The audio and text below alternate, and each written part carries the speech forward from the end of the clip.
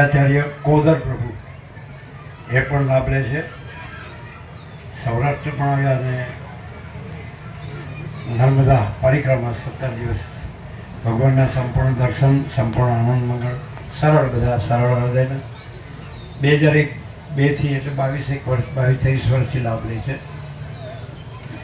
બધા સરળ હૃદયના ભાવિકો. એ પણ માજી આચાર્ય રિટાયર્ડ રખ્યાલ.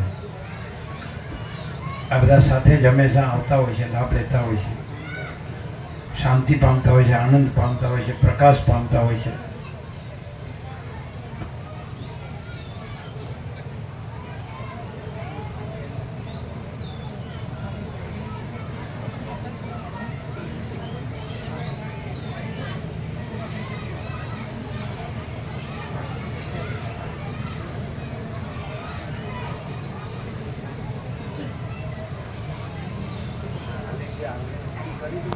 કાલે જેમણે રસપ્રસાદની સેવામાં 24 જણાએ આંગળી ઊંચી કરી હતી. 24 જણ એ સેવામાં જાય. કોણ 24 હતા? સાંજે એ ઊભા થાવ અને ત્યાં સેવામાં જાઓ. 24 જે કાલે સાંજે હાથ ઊંચો કર્યો એ જો, બીજા કોઈ નહીં. 24 હતા ને બીજા ક્યાંય ગયા? ક્યાં છે? અંદર છે ને? બીજા જોવે છે કે શિવરાવાળા છે? પણ બીજું પીરસવા જોતા હોય તો એટલે ચાલશે? બીજા જોતા હોય તો આવશે. જોઈએ થોડા 50 ના થઈ રહે, 40 તો જરૂર છે? રસ ના કરો છો. ના, બીજું પીરસવાનું ખરું ને? હા, રાખો ને કેમ કે તો પછી? અત્યારે કંઈ નથી. હા, એવું કરો. 10 પીરસી શકે એવા મજબૂત, જેને અભ્યાસ હોય એવા હાથ ઊંચા કરે. 10 જણ પીરસી શકે એવા મજબૂત. હા, બરાબર. મજબૂત યંગ પીરસી શકે એવા મજબૂત 3 બસ 10 જ જણ. હા, આ પસંદ પર જાઓ.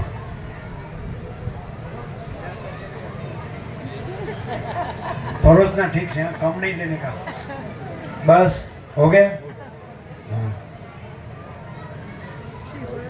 चलो નટુ પ્રભુ તમે નહીં, તમે બેસી જાઓ. તમે બેસી જાઓ. કોદર પ્રભુ અહીં આવી.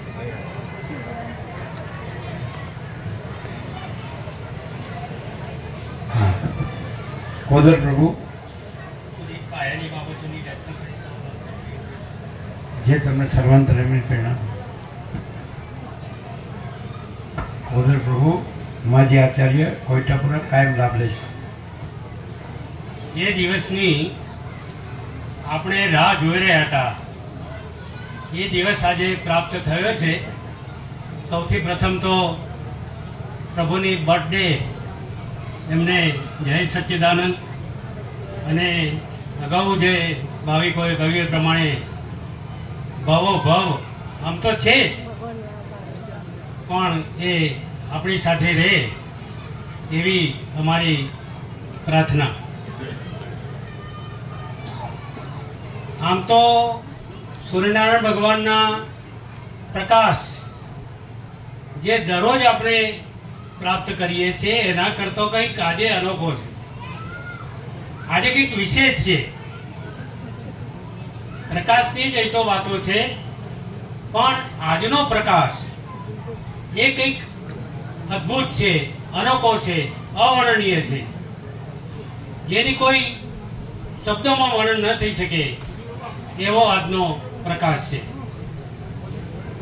આમ તો પ્રભુજી દરરોજ આપણને કહેતા હોય છે કે આપણે શામાં જીવીએ છીએ અને કઈ રીતે જીવવું જોઈએ.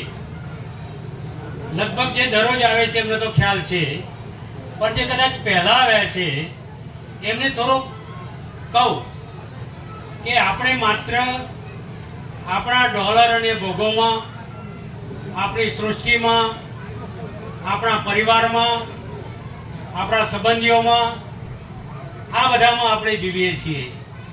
જીવવાનું ક્યાં છે એ આપણે ભૂલી ગયા છીએ. તો એનો પ્રકાશ પ્રભુ અહીં આગળ પાડે છે દરરોજ. અહીં આગળ મારા પૂર્વ વક્તા આનંદ પ્રભુએ વાત કરી, તો આનંદ પ્રભુ બહુ યંગ છે, પણ દરરોજ 17-8થી જ્યારે અહીં આગળ બોધ ચાલુ થયો ત્યારથી દરરોજ સવારે અમદાવાદથી એ કેમ આવું બોલી શકે છે એ મારે તમને કહેવું છે. આટલી નાની ઉંમરે એમણે કેમ બચાવ્યું છે આ બોધને, તેનું કારણ સતત શ્રવણ છે. આપણે 1-2 દિવસ આવીએ અને પછી પાછા આપણા કાર્યોમાં પરોટાઈ જઈએ તો એને આ બોધ પ્રાપ્ત નહીં થાય. આમાં અખંડ રહેવું. જુઓ, પ્રભુજી આપણા 51 વર્ષથી અખંડ રહ્યા છે. કદાચ કોઈ આવો વિભૂતિ તમને ભારત વર્ષ નહીં, દુનિયામાં ક્યાંય તમને જોવા નહીં મળે કે જે આટલા વર્ષો સુધી અખંડ રહ્યા હોય. સદાશિવે વશિષ્ઠ મુનિને જ્યારે બોધ આપ્યો હિમાલયમાં, તો એ પણ આટલો સમય તો બોધ નહીં જ આપ્યો હોય. વશિષ્ઠ મુનિએ રામચંદ્રજીને જે બોધ આપ્યો, એમણે જે સમય પૂરતો બોધ આપ્યો છે એના કરતા પણ વિશેષ એમણે પણ આટલો સમય તો બોધ નહીં આપ્યો હોય. એટલે આ એક સિદ્ધિ છે, આ એક ન કલ્પી શકાય એવી, જે શબ્દોમાં જેનું વર્ણન નથી શકે એવું પ્રભુજીએ અખંડ 51 વર્ષ સુધી એ અખંડ રહ્યા છે. અમે પ્રવાસમાં આપણે જઈ આવ્યા તો અમે 2 દિવસ રહ્યા ઘેર, અને 3જા દિવસ આવ્યા તો તરત જ પ્રભુએ મને કહ્યું કે કોદર પ્રભુ તમે આરામ કર્યો, આરામ થઈ ગયો. અમે તો અખાત્રીજથી જ, એટલે બીજા દિવસથી જ અહીં આગળ બોધ ચાલુ હતો. અને કંઈક થોડું વિશેષ કહું તો જ્યારે 39મો રાઉન્ડ ચાલુ થયો છે એનું મંગલાચરણ અમે સાંભળ્યું, અને એના પછી તો મને 2 ટાઈમ આવવાનો રસ જાગ્યો કે ભાઈ આપણે સવારે તો જઈએ છીએ પણ સોજે પણ જઈએ.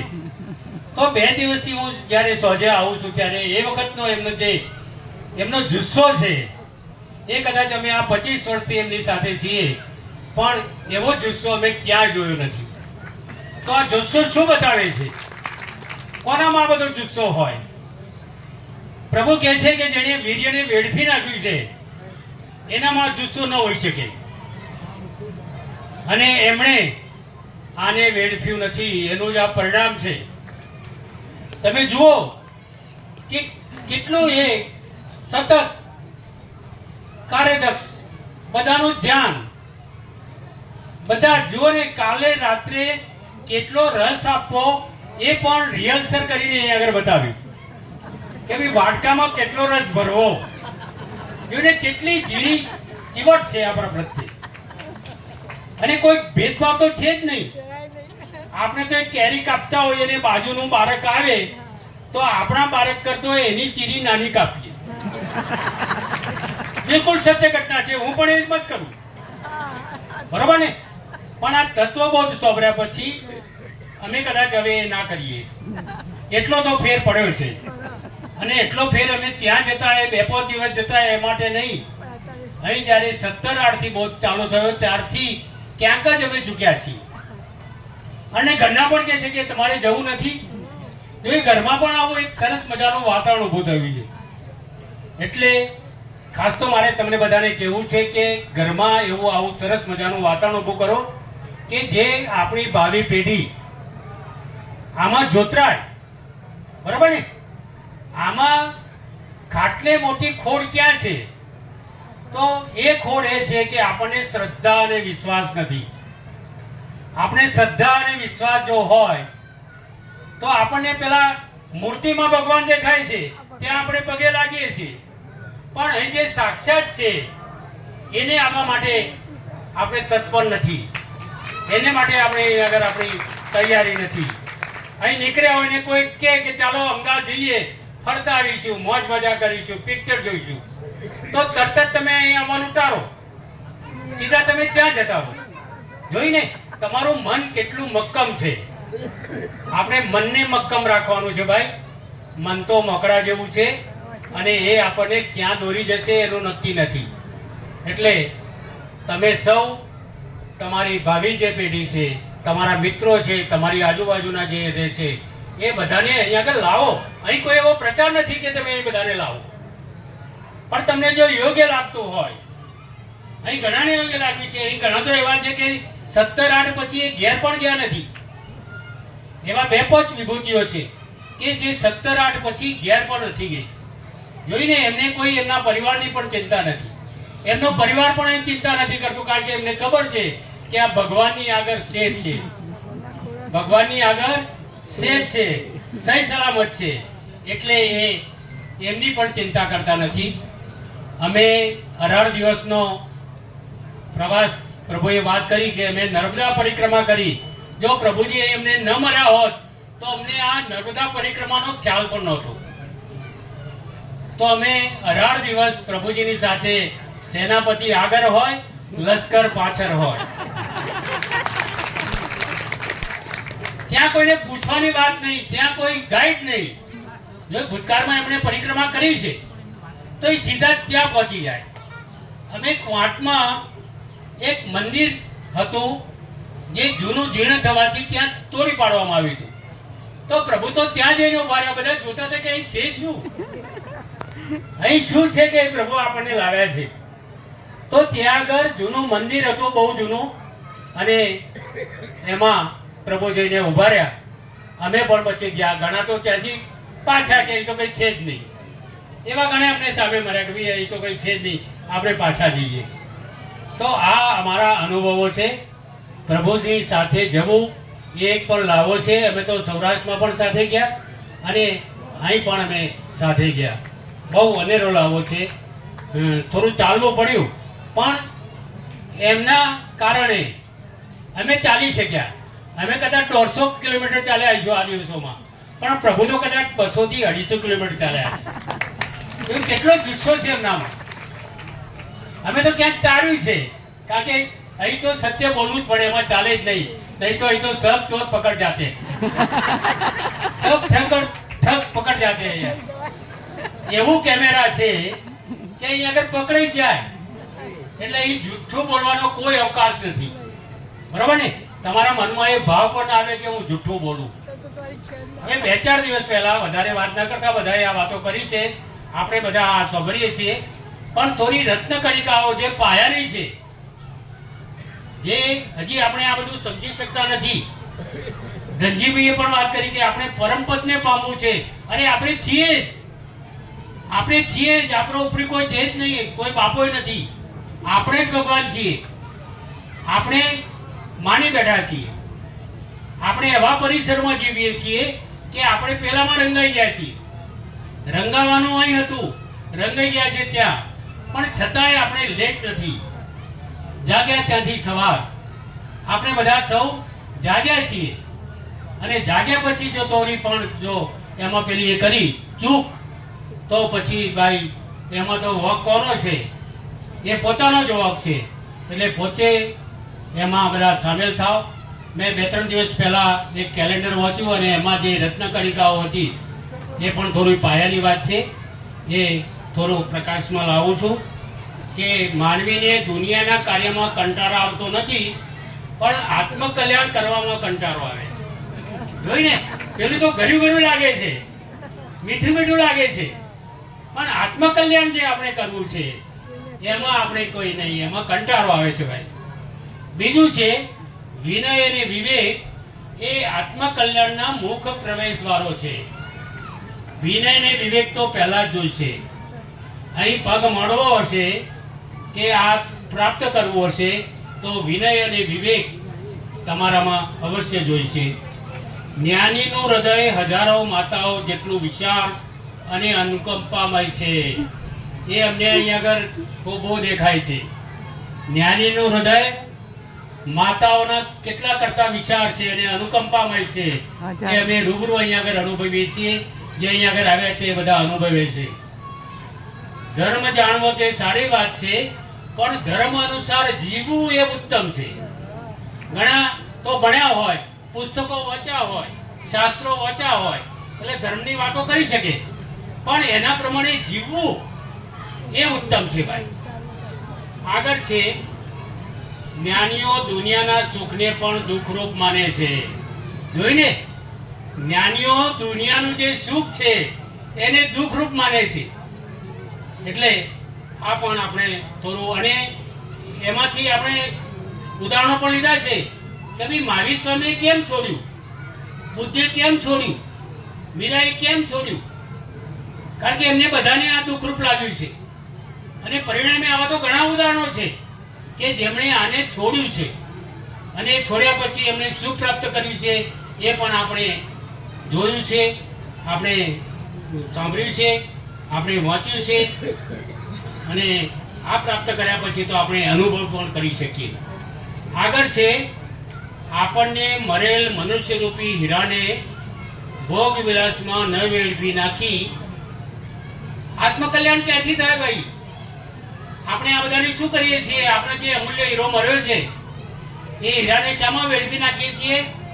ભોગ વિલાસમાં. મેં તમને અગાઉ પણ વાત કરી કે આપણે પરિવાર માટે, સગા સંબંધીઓ માટે, મિત્રો માટે, વધુ પ્રાપ્તિ માટે, પરદેશમાં જવા માટે, સારા કપડા માટે, સારા મકાનો માટે, આ બધા માટે આપણે વેડફી નાખ્યું છે. તો પછી આત્મકલ્યાણ ક્યાંથી થાય? આત્મકલ્યાણ કરવું હોય તો જે પહેલો માર્ગ અપનાવ્યો છે એના બદલે માત્ર એક પાસું બદલવાની જરૂર છે. કરવટ બદલવામાં કેટલી વાર? તમે તરત જ આમ પાછું બદલો તો આપણે બદલી જઈએ છીએ ને. તો પછી અહીં પણ એવું જ છે ભાઈ. પણ મેં પહેલા કીધું તેમ આપણને શ્રદ્ધા અને વિશ્વાસ નથી, માટે આપણે કરવટ બદલી શકતા નથી. એટલે આપ સૌને વિનંતી કે આપ એ પણ કરજો. મોક્ષની પ્રાપ્તિ માટે આપણે પ્રમાણિકપણે અને પરાક્રમ યુક્ત પુરુષાર્થ કરવો પડે. જોઈને પુરુષાર્થ મેઇન છે. પુરુષાર્થ જો તમે ચૂક્યા તો આમાંનું કંઈ તમને પ્રાપ્ત નહીં થાય. એટલે સતત પુરુષાર્થ, સતત તમારે અહીંયા આગળ આવવું, સતત એમાં જ ભ્રમણ તમારું કરવું, સતત એમાં જ તમારું ચિંતન કરવું. તો જ હમણાં પ્રભુએ વાત કરી કે આઠરાની વાત કરી, એમાં વચ્ચે ઉપર તો શું છે? તુર્યાતીત છે. નીચે જે છે એ આ બધું છે. આપણે જે દુનિયાદારી બધી છે એ બધી નીચે છે, અને વચ્ચે શું છે? જે હૃદય છે એ વચ્ચે છે. તો એ પણ પ્રભુજી અમને વારંવાર અહીંયા આગળ વાત કરે છે. જીવ જાગે તો કર્મો ભાગે, જ્ઞાની પુરુષના યોગે સત્પાત્ર જીવ અવશ્ય જાગે છે. જોઈને આ ખાસ ઇમ્પોર્ટન્ટ છે. જીવ જાગે તો કર્મો ભાગે, પણ કેવા કર્મો અથવા તો કેવું કર્મની પણ અહીં આગળ વાત કરી કે આપણે બે રીતના કર્મો કરીએ છીએ. એક પોતાને માટે કર્મ કરીએ છીએ, પણ આપણા આત્મકલ્યાણ માટે કર્મ કરીએ છીએ કે નથી કરતા. અને માટે આપણા જે કપાવા જોઈએ, જે આપણું કંઈક ઓછું થવું જોઈએ એ ઓછું થતું નથી. એટલે અંગ્રેજી આઠરાનો વારંવાર પ્રભુજી અહીંયા દાખલો આપે છે. અને ક્યારે એ મળી શકે? આવા જ્ઞાની પુરુષ, ખુદ ભગવાન, ખુદ વશિષ્ઠ જો આપણને મળે તો જ આ બધું પ્રાપ્ત થઈ શકે. વધુ નહીં કહેતા.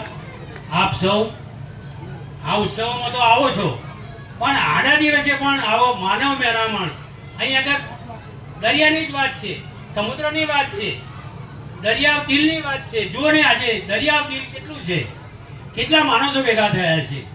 1000-1200નો ટાર્ગેટ હતો, પણ મને તો એના કરતાં પણ વિશેષ લાગે છે. તો આવું દરરોજ પણ અહીં આગળ હોય, બરોબર ને? અને સમગ્ર ભારત વર્ષમાંથી અહીં આવે છે. અમે મારો એક અનુભવ કહું કે અમે વચ્ચે એક દિવસ રાત્રે આ પરિક્રમામાં વિચરતા હતા, તો રાત્રે 1:30 વાગે એક રાજુ પ્રભુ, કદાચ આજે આવ્યા છે કે નહીં ખબર નથી, આવવાનું કહેતા હતા. આવ્યા છે. રાજુ પ્રભુ ક્યાં છે? એ સેવામાં છે. સેવામાં છે. તો એમપીમાં 1:30 વાગે એમણે 50 જણા ચા ભરેલા, બધા પાથરણા પાથરેલા. ત્યાં અમારે માટે નાસ્તાની વ્યવસ્થા કરેલી. દરેકને 2 કેરા, ઠંડુ અને બિસ્કિટ અને નાના બાળકોએ તો સરસ ગાયું. શું ગાયું? હનુમાન ચાલીસા પણ ગાયા. અને બીજું કયું તાંડવ? શિવ તાંડવ. જોયું નાના નાના બાળકો, એમના ઘરમાં કેવું પેલું છે, કદાચ બીજા કે ત્રીજા ધોરણમાં ભણતું બાળક હતું, બીજું બાળક હતું એ મોટું હતું, તો શિવ તાંડવ એને જોયા વગર ગાયું. હનુમાન ચાલીસા બંને જોયા વગર ગાયું. અને ત્યાં પ્રભુજીએ 1 કલાક બોધ પણ કર્યો. અમારે તો અમે પ્રવાસમાં હતા તો દરરોજ બોધ. એવું નહીં કે એક દિવસ બોધ નહીં, દરરોજ બોધ. બરાબર ને? તો ખુદ ભગવાન છે, એમના દર્શન માત્રથી આપણે ઘણું બધું પ્રાપ્ત કરી શકીએ એમ છીએ. આપણે તો પરમ પદને પામવું છે. એ પરમ પદને જો પામવું હોય તો અહીં આવવું જરૂરી. પ્રભુના દર્શન કરી એમનો જે બોધ છે એ બોધ સત્શ્રવણ કરી સતત અખંડ, તો જ આપણે આ બધું પ્રાપ્ત કરીશું. નહીં તો માત્ર વાતો જ રહેશે. જે પ્રાપ્ત કરવું છે એ આપણે નહીં કરી શકીએ. જય સચ્ચિદાનંદ, જય પ્રભુ.